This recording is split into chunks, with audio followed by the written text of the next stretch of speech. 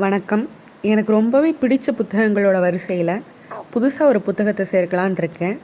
அதுதான் இந்த புத்தகம், சூரியனுக்கு அருகில் ஒரு வீடு. இதோட ஆசிரியர் மனுஷ்யபுத்திரன். மொத்த பக்கங்கள் 128. சூரியனுக்கு ரொம்ப பக்கத்தில் ஒரு வீடு இருந்தால் எப்படி இருக்கும்? ரொம்ப வெப்பமாக இருக்கும் இல்லையா? அதே மாதிரி தான் இந்த கவிதைகளோட வரிகளும் ரொம்ப வெப்பம் மிகுந்ததாக இருக்குது. சில கவிதைகள் இளம் சூடான ஒரு கதகதப்பை தரும். சில கவிதைகள் அதோட சூட்டால் நம்மளை தகிக்க வைக்கும். இந்த புத்தகத்தோட முன்னுரையில் மனுஷ்யபுத்திரன் அவர்கள் சொல்லியிருக்கிறாங்க, இந்த முழு நிலவு என்பது என் விளிம்பு. இன்னும் ஓரடி எடுத்து வைத்தால் முழுமையாக என் பைத்திய நிலத்திற்குள் விழுந்து விடுவேன் என அச்சுறுத்தும் விளிம்பு. அதனால்தான் நான் என் பௌர்ணமி தினங்களை விட்டு எப்போதும் தப்பிச் சென்ற வண்ணம் இருக்கிறேன். இந்த கவிதைகளும் அப்படித்தான். அவை என் பைத்திய நிலவுகள். நான் அவற்றை விட்டு ரொம்ப தூரம் போக முடியாது. இந்த கவிதைகளில் நிலவு கூட வெப்பமாகத்தான் இருக்குது. இந்த புத்தகத்தோட சில கவிதைகளோட வெப்பத்திலிருந்து அவ்வளவு சீக்கிரமாக நம்மளால் கடந்து போக முடியாது. ரொம்பவே எனக்கு பிடித்த ஒரு கவிதை இந்த புத்தகத்தோட முதல் கவிதை, தலைமுறைகளின் இரகசிய காயம் என்ற தலைப்பிலிருந்து. ஒரு போர் வீரன் இருக்கிறான்.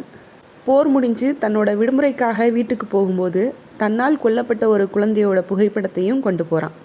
அதை பார்த்து அவனோட குழந்தை கேட்குது, நீ உன் கைகளாலேயே இவனை சுட்டு கொன்றாயா என்று கேட்குது. அதற்கு படைவீரன் சொல்கிறானாம், ஆம், உன்னை அணைத்து கொள்ளும் அதே கைகளால் தான் அவனை சுட்டு கொன்றேன். முன்பொரு நாள் துல்லியமாக ஒரு பறவையை சுட்டு வீழ்த்தினோமே, அதே போலத்தான் என்றான். குழந்தைகள் ஏன் கொல்லப்படுகிறார்கள் என்பதை குழந்தைகளால் புரிந்து கொள்ள முடியவில்லை. நிச்சயம் அது ஒரு தந்திர விளையாட்டு. இதே கவிதை தலைப்பில் இன்னும் சில வரிகள். நான் ஒரு முறை வேறொரு யுத்தத்தில் நிராதரவாக கிடக்கும் ஒரு குழந்தையின் பொம்மை புகைப்படத்தை கண்டேன். நான் அந்த பொம்மைக்கு சொந்தமான குழந்தை என்னவாகியிருக்கும் என நீண்ட நாட்கள் யோசித்து கொண்டிருந்தேன். இப்போது கற்பனைகளுக்கு அவசியமில்லை. நிராதரவாக கிடக்கும் கொல்லப்பட்ட குழந்தைகளே ஏராளமாக கிடக்கிறார்கள். இப்போது நடக்கிறதெல்லாம் பார்த்தா இது எவ்வளோ உண்மையாக இருக்குது. ஆக்சுவலாக இந்த கவிதையை 2013 மனுஷ்யபுத்திரன் வெளியிட்டிருக்கிறாரு. ஆனால் இந்த கவிதை இப்போ இருக்கிற நடைமுறைக்கும் பொருந்துறதா தான் இருக்குது. அடுத்ததாக எனக்கு ரொம்பவே பிடிச்ச ஒரு கவிதை, கல்மரம் அப்படிங்கிற தலைப்பில் இருந்த கவிதை. அதையும் நான் பகிர்ந்துக்கணும்னு நினைக்கிறேன். ஒரு கல்மரம் உணர்ச்சியற்றது போல பாவனை செய்கிறது. ஒரு கல்மரம் தனக்கு ஞாபகங்கள் இல்லாதது போல நாடகமாடுகிறது. ஒரு கல்மரம் தனக்கு எதுவுமே தேவையில்லை என்பது போல நடந்து கொள்கிறது. ஒரு கல்மரம் தன்னால் எல்லாவற்றையும் தாங்கிக் கொள்ள முடியும் என்பது போல பாவனை செய்கிறது. எதுவும் அப்படி நடப்பதில்லை. ஒரு மரம் கல்லாக எத்தனையோ 1000 வருடங்கள் ஆகின்றன என்கிறார்கள். ஒரு பெண்ணை கல்மரமாக மாற்றுவதற்கு அவளது ஒரு கனவை சிதைப்பது போதும். ஒரு நம்பிக்கையை முறிப்பது போதும். ஒரு வாக்குறுதியால் அவளை காத்திருக்கச் செய்தால் போதும். ஒரு குற்ற உணர்ச்சிக்கு அவளை ஆளாக்கினால் போதும். ஒரு துரோகத்தால் அவளை அதிர்ச்சிக்குள்ளாக்கினால் போதும். எல்லாவற்றையும் விட ஒரு கல்மரத்தை முறியடிப்பது கடினம். அது அத்தனை வீம்புடன் அங்கே அமர்ந்திருக்கிறது. இன்றைக்கும் நம்ம வாழ்க்கையில், நம்ம சமூகத்தில் பல கல்மரங்கள் வாழ்ந்து கொண்டு தான் இருக்கிறார்கள். அடுத்ததாக கோடை காலத்தை பற்றி சொன்ன ஒரு கவிதை எனக்கு அது ரொம்பவே பிடிச்சிருந்துச்சு.